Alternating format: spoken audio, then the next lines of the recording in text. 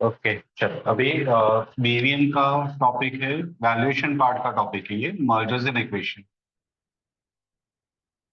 16 syllabus पे इसका weightage बहुत था, यानी कि एक फुल फ्लेज क्वेश्चन प्लस और जगह पे भी वो लोग उसको कहीं ना कहीं पूछते थे। तो 16 मार्क्स से लेके 20 मार्क्स का वेटेज था। अभी 22 सिलेबस पे इसका वेटेज मॉड्यूल के हिसाब से 15% यानी कि 15 मार्क्स का। ठीक है, लेकिन एग्जाम में अभी लास्ट जो 3-4 अटेम्प्ट है 22 सिलेबस के पेपर, उसका अगर देखेंगे तो एक पहला जो अटेम्प्ट था तभी वो लोग ने कुछ 20-22 मार्क्स का पूछा, और उसके बाद में वो लोग ने पूछना कम कर दिया। तो 7 मार्क्स 10 मार्क्स वैसा उसका वेटेज आता है। एमसीक्यू वगैरह मिला के वो ऑटोमेटिकली 15 तक पहुंचे वैसे। ठीक है, तो एक क्वेश्चन तो भी कंफर्म है, आएगा वो श्योर है। ठीक है, और हाथ का मार्क्स है, आएगा तो छोड़ने का नहीं। अभी मर्जर्स एंड इक्वेशन में हम लोग यहाँ पे जो सीएफआर में अमालगमेशन का बिजनेस कॉम्बिनेशन का सीखा, उसका और इसका कोई लिंक नहीं। ठीक है, वो जो हमने सीखा वो उसका अकाउंटिंग पार्ट सीखा कि एक बार अमालगमेशन फिक्स हो गया, डिसाइड हो गया, तो उसके बाद में उसका अकाउंटिंग कैसे करना है। यहाँ पे अपन ये पार्ट सीखेंगे कि मर्जर जब भी नेगोशिएट होता है, तभी दोनों कंपनीज के मैनेजमेंट वो कौन से बेसिस पे सब डिसाइड करते हैं कि कौन किसको कितना अमाउंट पे करेगा। ठीक है, और वो जो डिसाइड हुआ उसका इम्पैक्ट शेयर होल्डर्स के ऊपर कितना आता है, यानी कि कौन से कंपनी के शेयर होल्डर गेन में जाते हैं, कौन से कंपनी के शेयर होल्डर लॉस पे जाते हैं। ठीक है, तो ये अपने को चेक करना है। तो यहाँ पे अपन कुछ फॉर्मूलाज वगैरह पहले सीखेंगे और उसके बाद में मेन पार्ट पे आएंगे। ठीक है, तो बेसिकली सपोज ए लिमिटेड बी लिमिटेड को टेक ओवर कर रहा है, ए बी को टेक ओवर कर रहा है। ठीक है, तो हम लोग को प्री मर्जर बोला तो बिफोर मर्जर हम लोग को दोनों कंपनीज का फर्स्ट फाइंड करना है ईपीएस। ठीक है, ईपीएस का फॉर्मूला क्या आएगा, तो NPAT minus preference dividend divide by number of equity share. अब ये चैप्टर में तो लोग को प्रेफरेंस शेयर कभी नहीं दे, तो directly NPAT divide by number of share ये अपना फॉर्मूला बनेगा। ठीक है, तो ये नॉर्मली कभी नहीं दिया रहता है, तो अपना formula NPAT divide by number of equity share. ठीक है, if preference share not given. Second formula PE ratio, price earning ratio. Formula है एमपीएस अपॉन ईपीएस। ठीक है, market price per share divide by earnings per share. तो ये formula ये बताएगा कि ईपीएस का कितना टाइम्स कंपनी का मार्केट प्राइस है। ठीक है, तो वो पीई रेशियो अपने को बताएगा। अब पीई रेशियो को अगर मैं अमेंड करूं, यानी कि इसे कोई मैं सॉल्व करूं, तो PE into EPS equal to MPS हो जाएगा। ठीक है, थर्ड आएगा मार्केट कैपिटलाइजेशन और मार्केट वैल्यू और मार्केट कैप। ठीक है, ओवरऑल कंपनी का मार्केट वैल्यू कितना, ये अपने को एक शेयर का बता रहा है, वैसे टोटल नंबर ऑफ शेयर का, तो इसको जो एमपीएस मिलेगा उसे कोई टोटल नंबर ऑफ शेयर से मल्टीप्लाई कर लो। तो market value equal to MPS into number of equity share. ठीक है, ये अपने को प्री मर्जर फाइंड करना पड़ेगा। ठीक है, इसके अलावा अपने को फाइंड करना पड़ सकता है बुक वैल्यू। बुक वैल्यू बोला तो इंट्रिंसिक वैल्यू जो अपन valuation of shares and goodwill में निकालता है। अब यहाँ पे उतना सारा कॉम्प्लिकेशन नहीं रहेगा, तो यहाँ पे चैप्टर का फोकस मर्जर्स एंड इक्वेशन के ऊपर है, वैल्यूएशन के ऊपर नहीं। तो सिंपल सिंपल अपने को क्या करना है कि फेयर वैल्यू तो देते नहीं है, तो total assets minus total outside liabilities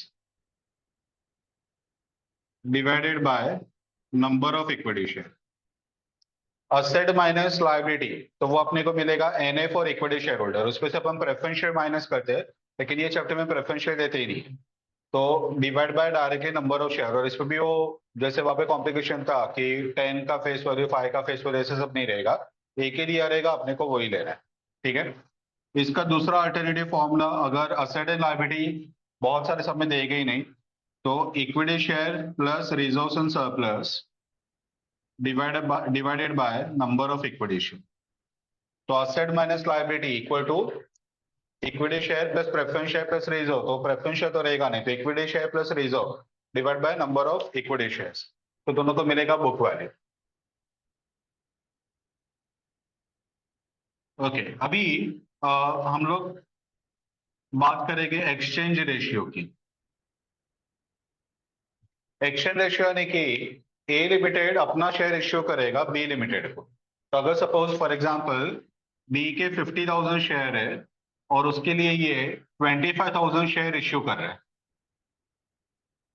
50,000 के लिए 25,000। ठीक है, तो हर एक शेयर के लिए 0.5 शेयर इश्यू कर रहा है, तो वो 0.5 को बोलते हैं एक्सचेंज रेशियो। यानी कि परचेजर अपना कितना शेयर देगा per equity share of selling company. ठीक है, तो number of equity share to be issued by purchasing company per equity share of selling company। ठीक है, सेलिंग कंपनी के हर एक शेयर के लिए परचेजर कितना शेयर इश्यू करेगा, ये पॉइंट में भी आ सकता है। जैसे अभी 0.5 आया लेकिन आधा शेयर इश्यू नहीं करेंगे, ऑब्वियसली उसका टोटल नंबर ऑफ शेयर 50,000 है, तो 0.5 के हिसाब से 25,000 होल नंबर ही आएगा। ठीक है, अपने को वैसे नहीं लेके आने का, एक शेयर के सामने कितना शेयर, उससे कोई एक्शन रेशियो अपन यहाँ पे ये चैप्टर के लिए फॉलो करें। यानी कि ऐसे नहीं बोलेंगे कि उसके 2 शेयर के लिए 1 शेयर। ठीक है, हम लोग ऐसे बोलेंगे 0.5 शेयर। समझा? तो 0.5 शेयर यानी कि पॉइंट में इश्यू नहीं करेंगे, जब भी टोटल नंबर ऑफ शेयर से मल्टीप्लाई होगा तो वो होल नंबर ही आने वाला है। अब एक्सचेंज रेशियो अपने को अलग अलग यहाँ पे हम लोग फाइंड करते हैं। तो एक्सचेंज रेशियो पहला जो टाइप है, based on first one MPS. MPS के बेसिस पे एक्सचेंज रेशियो अपन डिसाइड करेंगे। ठीक है, तो इसमें exchange ratio equal to MPS of selling divide by MPS of purchasing company. Selling company का MPS divide by purchasing company का एमपीएस, ये अपने को देगा एक्सचेंज रेशियो। तो अगर सपोज इसका एमपीएस सपोज 30 रुपीज है, ठीक है, और इसका एमपीएस 60 रुपीज है, तो ये 0.5 एक्सचेंज रेशियो बनेगा। ठीक है, दूसरा action ratio based on EPS. तो action ratio equal to EPS of selling divide by EPS of purchasing company. ठीक है, सेम वे जैसे अपन एमपीएस का रेशियो ले रहे हैं उसके जगह पे ईपीएस का रेशियो लेना है, अपने को अगेन एक एक्शन रेशियो मिलेगा जो 1 से ज्यादा भी आ सकता है, कम भी आ सकता है, दैट टोटली डिपेंड्स। तीसरा आता है बेस्ड ऑन बुक वैल्यू, यानी कि इंट्रिंसिक वैल्यू। ये अपन जो अमालगमेशन में अपन ये कुछ सब में हमने फॉलो किया था। तो IV of selling company divide by IV of purchasing company. अब ये एक्शन रेशियो सेपरेटली लिखने का रीजन ये है क्योंकि सब में वो लोग एक क्वेश्चन सेपरेटली पूछे गए कि what is the action ratio, और उसका 2 mark 3 mark depending on the sum. तो इसके लिए अपने को एक्शन रेशियो से बताना है, टोटल नंबर ऑफ शेयर नहीं। अपन वहां पे जो फॉलो कर रहे थे वो IV of selling divide by IV of purchasing into number of share of selling. तो यहाँ पे नंबर ऑफ शेयर से अभी मल्टीप्लाई नहीं करना है क्योंकि ये भी एक क्वेश्चन का ही पार्ट है, और इसका आंसर नहीं लिखा तो दोनों को उसका मार्क्स नहीं मिलेगा। समझा? तो एक्शन रेशियो अलग से बताना है, बाद में उसको नंबर ऑफ शेयर से मल्टीप्लाई करके टोटल शेयर कितना इश्यू करेंगे वो फाइंड करना है। ठीक है, और fourth one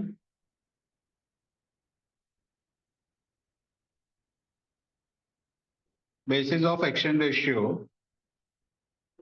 will be given in the sum। ठीक है, तो ये 4 एक्शन रेशियो यहाँ पे, पहले 3 फॉर्मूला से अपन फाइंड करेंगे और फोर्थ वाले में एक्शन रेशियो सम खुद ही बता देगा। ठीक है, कि एक्शन रेशियो कैसे लेना है, 3 शेयर के लिए 2 शेयर 2 वगैरह, कुछ भी वो बता सकता है, कोई भी वैसे। तो अपने को वो एक्शन रेशियो सम में यूज करना है। अब अगर सपोज हमने सम स्टार्ट किया लेकिन सम में एक्शन रेशियो कुछ बोला ही नहीं, ठीक है, तो एक्शन रेशियो कौन सा यूज करने का, तो note in absence of information use MPS based exchange ratio, MPS वाला यूज करना है। ठीक है, first. Second, if earnings of any company is required to be maintained, use EPS based exchange ratio। कुछ समय से आएगा जहाँ पे वो लोग बोलेंगे कि determine the exchange ratio at which earnings of A limited will remain unchanged, या तो earnings of B limited will remain unchanged. जब भी अपन ईपीएस का एक्सचेंज रेशियो लेते हैं ना, तो मर्जर के पहले ए का जितना ईपीएस है और बी का जितना ईपीएस है, मर्जर के बाद वो लोग का ईपीएस सेम ही रहता है, दोनों कंपनीज का सेम रहता है, ऐसा नहीं कि एक कंपनी का। तो अगर तुमने ईपीएस का एक्सचेंज रेशियो लिया तो earnings of A as well as earning of B will remain same pre merger and post merger दोनों में। तो अगर तुम लोग को ये लाइन लिखा हुआ है कि अर्निंग्स को मेंटेन करना है तो तुम लोग को ईपीएस का एक्सचेंज रेशियो लेना है। तो ऐसा नहीं बोला कि सम साइलेंट है तो फिर एमपीएस का ले लो, एमपीएस का लिया तो ईपीएस चेंज होगा, ईपीएस मेंटेन नहीं होगा। ईपीएस का एक्सचेंज रेशियो लिया तो ही ईपीएस सेम कंटिन्यू करेगा पोस्ट मर्जर में। आया समझ में?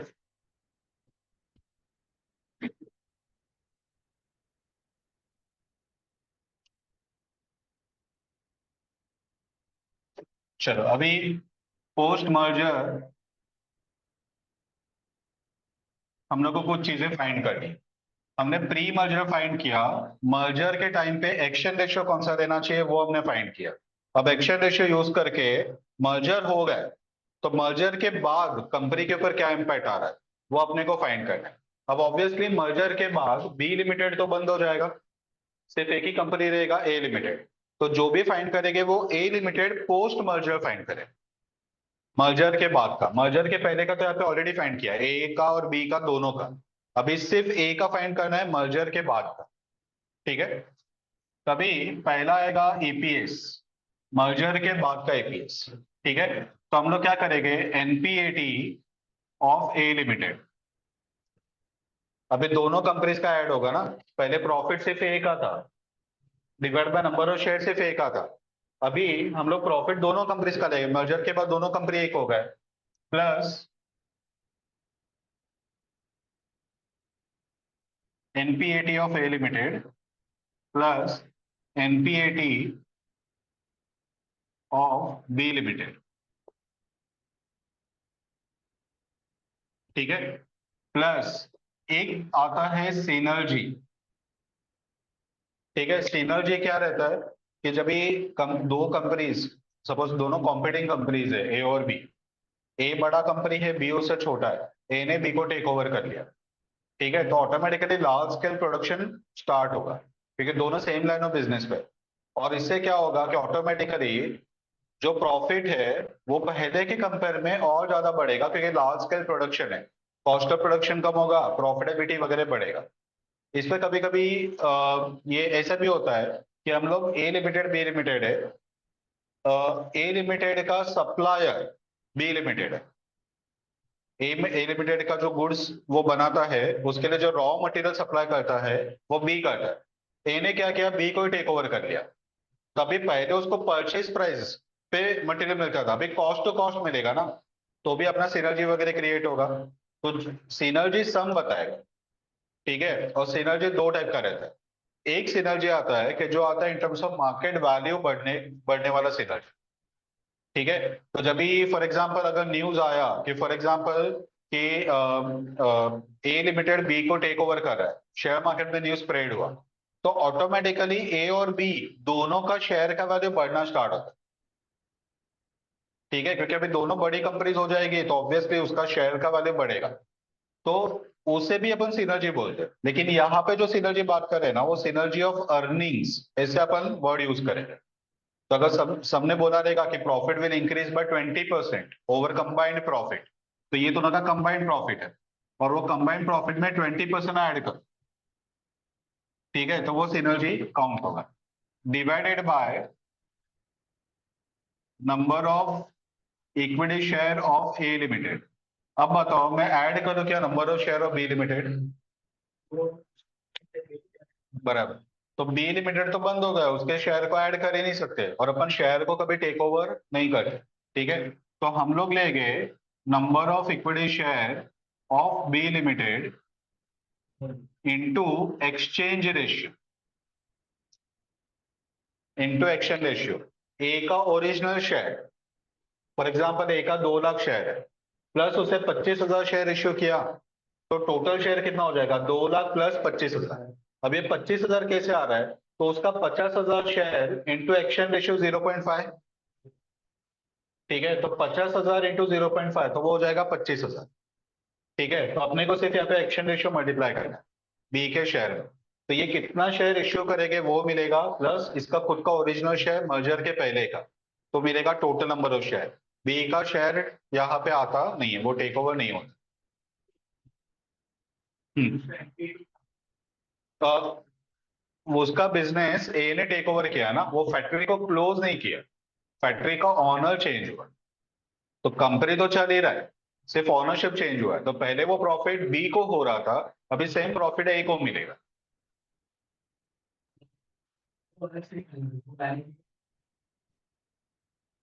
नहीं नहीं नहीं, तू समझा नहीं। अब सपोज मार्च 24 का सपोज फाइनल अकाउंट है, उस पे ए लिमिटेड का प्रॉफिट है 5 लाख, बी लिमिटेड का प्रॉफिट है सपोज 3 लाख, ठीक है।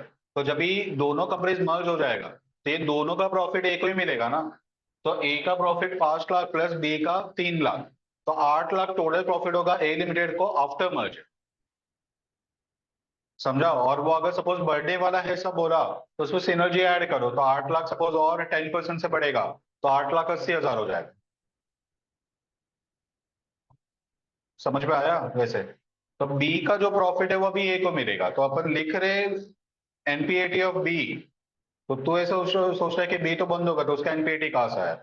लेकिन ये ऐसे नहीं है, मीन्स वो अपने को टेबुलर क्वेश्चन दिया रहेगा जिसपे ए का कॉलम बी का कॉलम रहेगा, तो दोनों के प्रॉफिट को ऐड करना है, इसके लिए मैंने दोनों का नाम लिखा है। बाकी बी एक्चुअली तो बंद हो रहा है, बी का जो प्रॉफिट है अभी ए के नाम से आएगा, ठीक है। तो ये one of the most common question अपने को ईपीएस फाइंड करने को बोलते हैं। दूसरा आता है पी, ठीक है, पी रेशियो। अब इस पे एक ध्यान में रखना कि जब तक सम बोलेगा नहीं तब तक अपना एजम्पशन रहेगा कि ए लिमिटेड का प्री मर्जर का जो पी है, ए लिमिटेड का प्री मर्जर पी, वो ही पोस्ट मर्जर में भी कंटिन्यू करेगा। अगर सेपरेट पी सबने दे दिया है तो अपने को वो यूज करना है। बी का पी का तो सवाल आता ही नहीं है क्योंकि बी तो बंद हो रहा है, ठीक है। तो ए का जो प्री मर्जर पी है वही सेम पोस्ट मर्जर में भी कंटिन्यू करेगा। अगर नया पी दिया तो वो यूज करो, नहीं दिया तो जो पुराना पी है वो यूज कर, ठीक है। तो P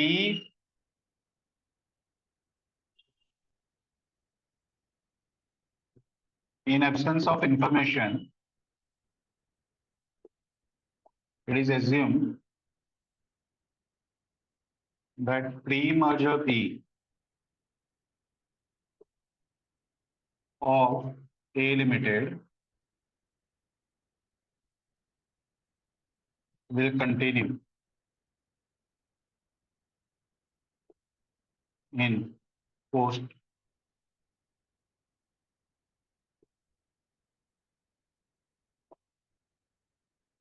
ठीक है। तो P will remain the same।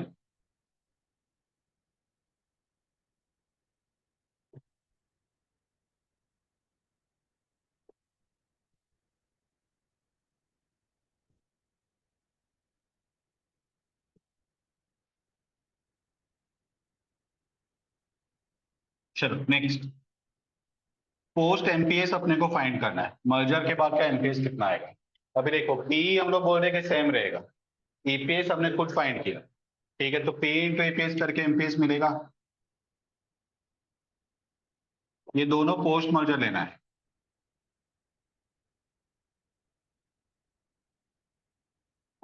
ठीक है। नेक्स्ट, मार्केट कैप और market value equal to MPS post merger का into number of equity share post merger का। पोस्ट मर्जर का नंबर ऑफ शेयर ये है, टोटल नंबर ऑफ शेयर। ठीक है। नेक्स्ट, गेन और loss to share holder of both the companies.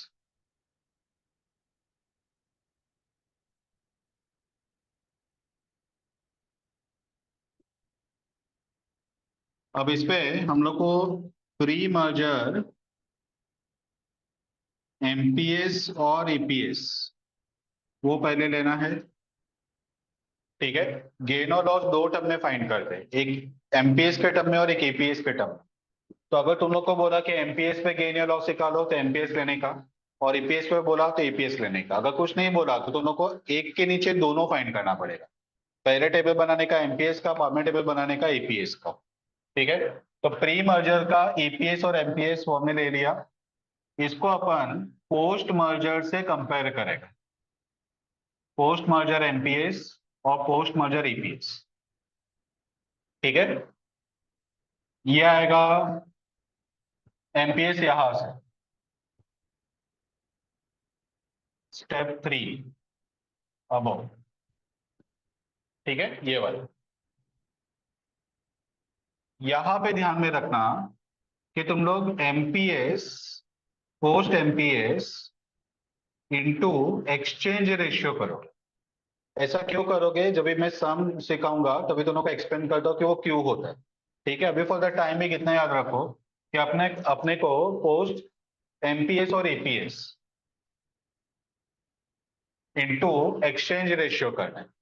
ये एक ध्यान में रखने का, एक्सचेंज रेशियो मल्टीप्लाई करना ही पड़ेगा तो ये कंपेरेबल है, बाकी कंपेरेबल नहीं। ठीक है। तो तुम लोग को मिलेगा आइदर गेन और लॉस।